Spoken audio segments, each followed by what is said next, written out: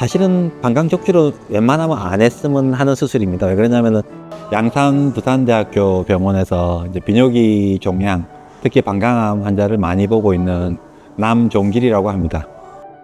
우리가 보통 방광암이라고 얘기를 하는데 보통 의학적으로는 요로상피암이라는 말을 많이 쓰거든요. 소변이 콩팥에서부터 만들어져서 요관을 타고 방광을 통해서 요도로 나가잖아요. 방광암이라고 하면 이렇게 이제 이런 요로상피에 생기는 종양, 요로상피암 이렇게 보통 얘기를 많이 합니다. 증상이 없는 게 특징인데 유관적 혈류라고 하죠. 소변을 봤는데 피오줌이 나온다. 이제 이런 경우가 이제 대표적인 증상이고, 혈류가 있을 때 우리가 보통 방광경 검사를 하게 되거든요. 방광경 검사나 CT 같은 걸 찍으면서 찾는 경우가 대부분이고, 조금 드물지만 방광염이 의심이 돼서 치료를 했는데 뭐 한 달이 지나도 두 달이 지나도 증상이 호전이 안 되고 만성 전립선염이라고 치료를 했는데 약을 장기간을 먹어도 아무 치료가 안 되고, 보통 이런 경우에 좀 정밀 검사를 하다 보면은 방광암이 나오는 경우가 한 번씩 있습니다. 현재로서는 이유는 모릅니다. 근데 남자가 많습니다. 뭐 전립선암 같은 경우는 100% 남자죠. 그리고 요로상피암, 방광암도 통계별로 조금 차이가 나지만 대충 3대 1이죠. 남자가 3, 여자가 1이거든요, 비율이. 이게 이제 옛날에는 뭐 이제 여기 호르몬 때문에 그렇다, 뭐 남자가 담배를 많이 펴서 그렇다, 뭐 여러 가지가 있는데 아직까지 뭐 확실하지는 않습니다. 그러니까 음식적인 영향도 있겠죠. 뭐 면역을 떨어뜨릴 만한 거라든가 뭐 있겠지만 환경적인 게 상당히 큰 함이거든요. 이게 지금 원인이 뭐 딱 밝혀진 거는 그렇게 많지는 않은데, 확실한 거는 담배라든지 이런 유기용제 같은 것들 있죠. 뭐 벤제닌, 톨루에닌이 이상하게 좀 공기 중에 좀 안 좋은 그런 화학물질 같은 게 많이 섞여 있는 그런 공기, 폐로 보통 들어와 가지고 콩팥에서 생긴 오줌이 이제 요관을 타고 내려가고 그 발암 물질들이 방광에 계속 고여 있게 되고, 그 방광 자체가 이제 변성이 가게 되고, 뭐 변성이 많이 가는 곳에서 암이 생기고, 뭐 이런 과정을 거치다 보니까 실제로 담배 공장에서 일하는 사람, 담배 안 펴도 담배 공장에서 말리고 이런 사람들도 암이 잘 생겨요. 방향족 암인 해석하는데 관련이 확실히 있는 거는 같거든요.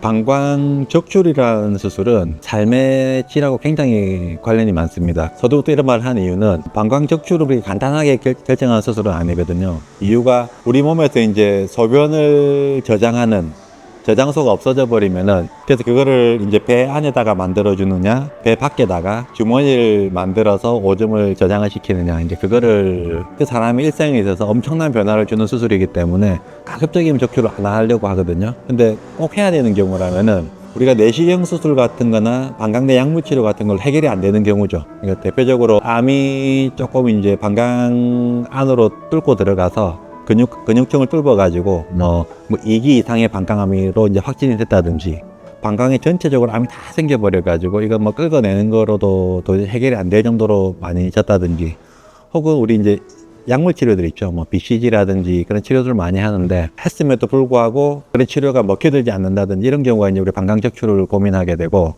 근데 그 다음 단계가 이제 어떻게 그럼 수술하냐는 건데, 사실 대부분의 환자분들은 수술 전에 일상으로 돌아가고 싶어 하거든요.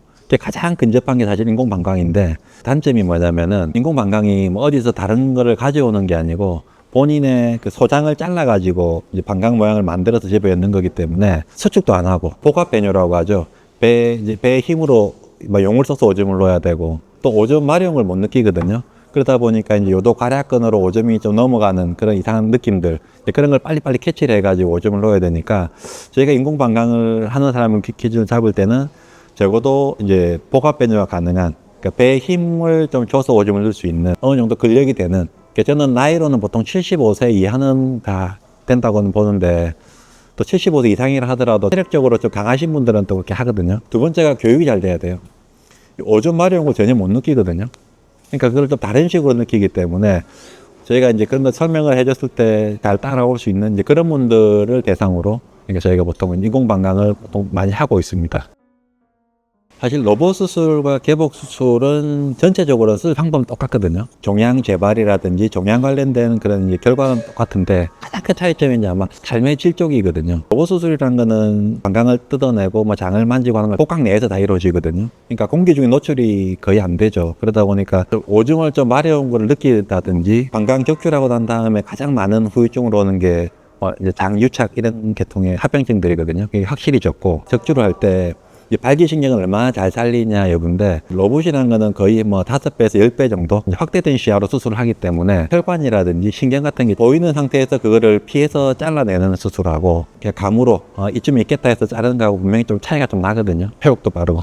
로봇 수술하는 거는 상처 이런 것보다도 아까 말씀드린 것처럼 이제 수술 후에 기능 회복 같은 거 확실히 좀 차이가 나긴 납니다. 인공방광이 수술 잘 되면은 거의 뭐 정상이랑 거의 똑같죠.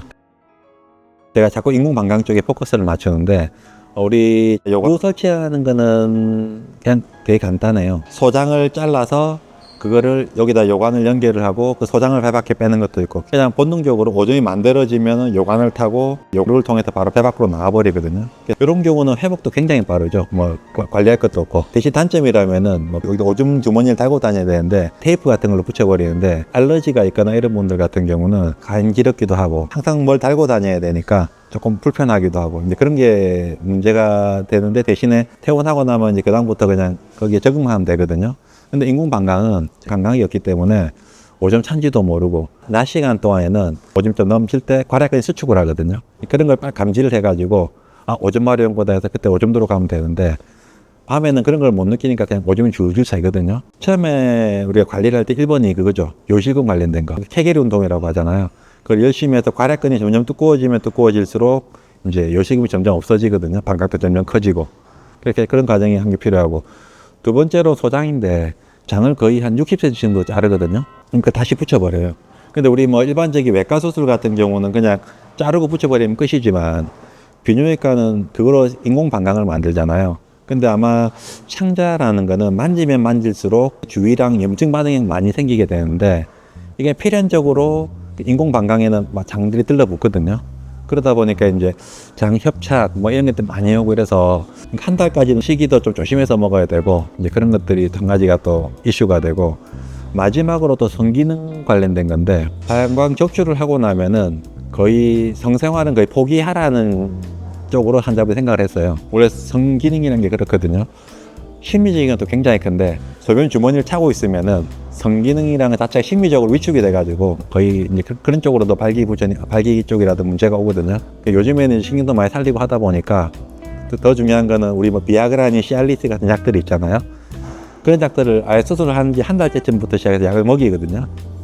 그러면 실제로 좀 돌아오는 분들이 조금 제법 있어요. 그래서 이제 그런 식으로 성기능 같은 것도 이제 계속 같이 끌고 나가고, 목표는 수술하기 전에 최대한 가깝게 만들어주는 건데, 이제 그런 거에 관해서 이제 환자분과 한 달, 두 달, 세 달 하면서 맞춰 나가는 걸 목표로 해가지고 지금 보고 있습니다. 어떻게 하면 그럼 예방할 수 있냐 이런 말도 많이 물어보는데, 비뇨기과 쪽으로는 아무래도 물 같은 걸 평소에 조금 많이 먹는 게, 아무래도 그런 오염 물질이 들어와서 걸러져 나가더라도 빨리 배출시켜 버리면은 조금 변성이 좀 덜 갈 거잖아요. 수분 섭취 같은 것도 좀 많이 하는 거, 그게 또 좀 도움이 됩니다. 물을 많이 드세요.